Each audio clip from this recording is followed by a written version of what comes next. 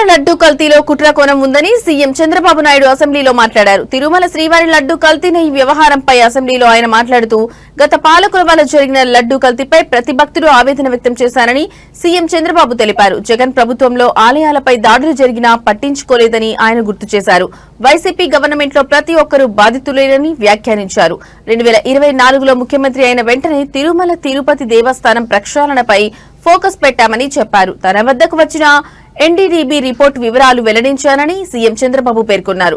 British పాలకులు సైతం తిరుమల జోలికి వెళ్లలేదని గుర్తు చేశారు. వెంకటేశ్వర స్వామి తనకు పునర్జన్మ ఇచ్చారని తెలిపారు. 59.71 లక్షల కేజీల కల్తీ నెయ్యిని లడ్డూ వినియోగం కోసం వాడారన్నారు. ఇందుకోసం 234.51 కోట్లు అక్రమాలకు పాల్పడ్డారని చెప్పారు. లడ్డూ కల్తీ ఘటనపై సీబీఐ సిట్ ఏర్పాటు చేశామన్నారు. సీబీఐ సిట్ నివేదిక రాష్ట్ర ప్రభుత్వానికి కొన్ని సూచనలు చేసిందని చంద్రబాబు వెల్లడించారు.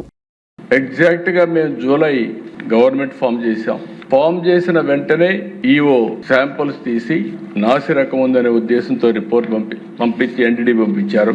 పంపించిన తర్వాత దిశ మీరు అక్కడ చూస్తే క్లియర్ గా ఫస్ట్ సెకండ్ లో మీరు చూసినప్పుడు S value equation for it suspected adulteration for 180 ఆ నెంబర్ వేసి 2019 ఇక్కడ 1 కి ఈక్వల్ గా ఏంటంటే soybean, sunflower, olive, rape seed, other things.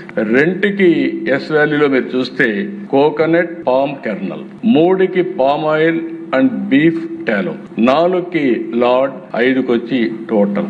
ఇందులో క్లియర్ గా దశ ఎనిమల్ ఫ్యాట్ ఉంది అనే విధంగా వాళ్ళు ఇచ్చిన రిపోర్ట్ నేను చెప్పాను తప్ప నేను సొంతంగా చెప్పిన విషయం కాదు. అది భగవంతుడు నా దగ్గర ఆ మాట ఆ రిపోర్ట్ విషయాలు చెప్పించాడు తప్ప ఇంకోటి కాదు.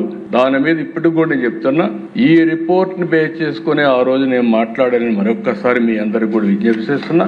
రాష్ట్రంలో ఉండే ప్రతి ఒక్క భక్తులకు కూడా ఈ విషయమే నేను విజ్ఞప్తి చేస్తున్నాను. దీన్ని 59,71,000 కేజీలు ఈ యొక్క అడల్టరేషన్ జరిగింది. కల్తీ నెయ్యి వినియోగం చూస్తే 234,51,00,000 నిధులు ఖర్చు పెట్టారు. అదే కాకుండా ఆర్గనైజ్డ్ నేరంతో లడ్డు ప్రసాదం అపవిత్రం చేశారు. ల్యాబ్లకు కన్నుగప్పి టెండర్లు దక్కించుకొని అంటే లీనియంట్ వ్యూ లేకపోతే ఇది జరిగేది కాదు. 19-24 మధ్య కాలంలో మీరు ఒకసారి చూస్తే 20,01,00,000 లడ్డూలు కల్తీ నెయ్యితో తయారు చేశారు. అధికారులు, నిపుణులు, సిండికేట్ అంతా కలిసే ఇది జరిగింది. ఒకరు కలిసిపోయారు. దీనిపైన 23/1/2026 సిబిఐ ఛార్జ్ షీట్ వేసే పరిస్థితికి వచ్చారు. ఆ ఛార్జ్ షీట్ కూడా నేను సుప్రీంకోర్టుకు మళ్ళీ ఇక్కడ కూడా 2 విషయాలు మనం గుర్తుపెట్టుకోవాల్సిన అవసరం ఉంది.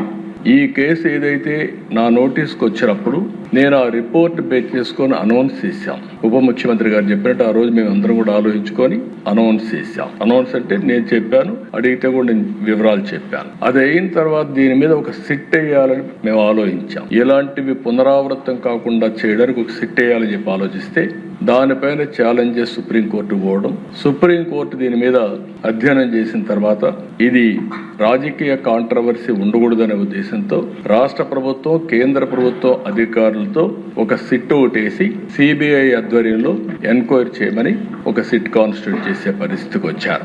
అంటే ఆ రోజు పోయింది కూడా అధ్యక్ష సుప్రీంకోర్టుకి వైఎస్ఆర్ కాంగ్రెస్ పార్టీ వెళ్ళారు. వాళ్ళు ఎంక్వైరీ చేసిన తర్వాత ఆ సిట్ అంతా ఫైనలైజ్ అయిన తర్వాత మొన్న కొన్ని రికమెండేషన్లని ఛార్జ్ షీట్ వేశారు. అదే